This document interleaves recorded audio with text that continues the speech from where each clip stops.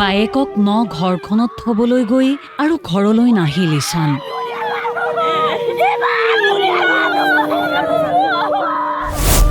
কইনা সাজেৰে সাজিছিল বায়েক, ভায়েকৰ গাত তত নাছিল। বায়েকক নতুন ঘৰখনত থবলৈ নিজেই ওলাইছিল ঈশান, কিন্তু বায়েকক থৈ আৰু ঘৰ নাপালেহি ভায়েক।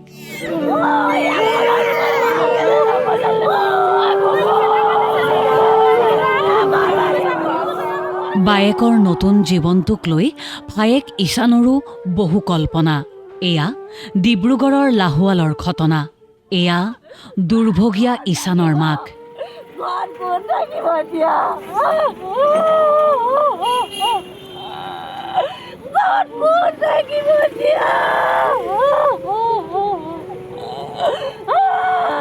জীয়ৰীক ঘৰখনলৈ উলিয়াই দিয়া মাকজনীয়ে পুত্ৰক হেৰুৱাই ৰাও চিজুৰি কান্দিছে।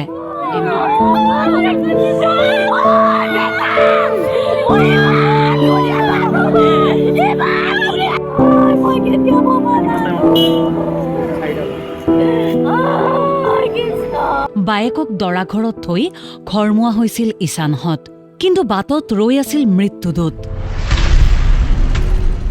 উভতনি বাটত নিয়ন্ত্ৰণ হেৰুৱাই চেঁচা দলঙৰ পৰা নৈত পৰিল বাহনখন। মুহূৰ্ততে সকলো শেষ। অকালতে হেৰাই গ'ল কইনাৰ ভাতৃ ঈশান।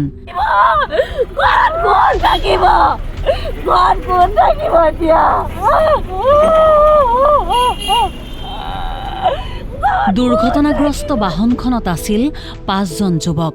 দুৰ্ঘটনাত প্ৰাণৰক্ষা পৰা 4 যুৱকৰ অৱস্থাও সংকটজনক।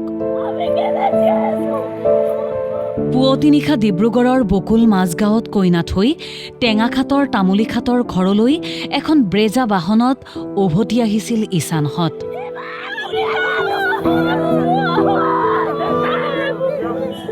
দুৰ্ঘটনা সংঘটিত হোৱাৰ পাছত প্ৰায় 4 ঘণ্টা ধৰি বাহনৰ ভিতৰত আবদ্ধ হৈ আছিল ঈশান।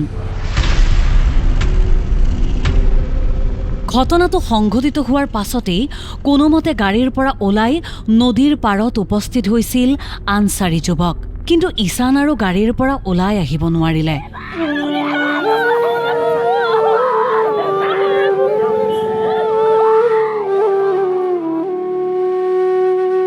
স্থানীয় লোকৰ তৎপৰতাত সংকটজনক অৱস্থাত 4 যুৱকক উদ্ধাৰ কৰি অসম চিকিৎসা মহাবিদ্যালয়ত ভৰ্তি কৰা হয়।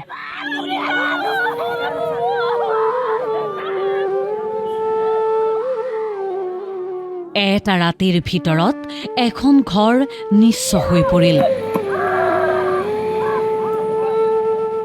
এফালে ঘৰৰ পৰা জীয়ৰীক কন্যাদান কৰি উলিয়াই দিয়াৰ আনন্দ আৰু ল'ব নোৱাৰিলে পৰিয়ালটোৱে। তাৰ পৰিৱৰ্তে একমাত্ৰ পুত্ৰৰ মৃত্যুৰ খবৰে জোকাৰি গ'ল পৰিয়ালটোক। এতিয়া সকলো শেষ।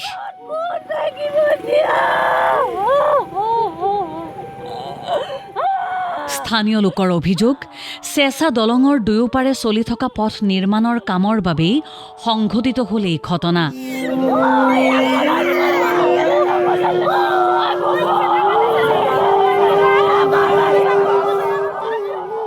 চেঁচা দলঙৰ দুয়োপাৰে পথৰ কাম চলি থকা সময়ছোৱাত কোনো সাংকেতিক চিহ্ন ব্যৱহাৰ কৰা হোৱা নাছিল, যাৰ বাবে এই ঘটনা সংঘটিত হোৱাৰ অভিযোগ ৰাইজৰ। ডিব্ৰুগড়ৰ পৰা ব্যুৰো ইনপুটৰ সহযোগত নিউজ ডেস্ক ৰিপৰ্ট, দেশ টুডে।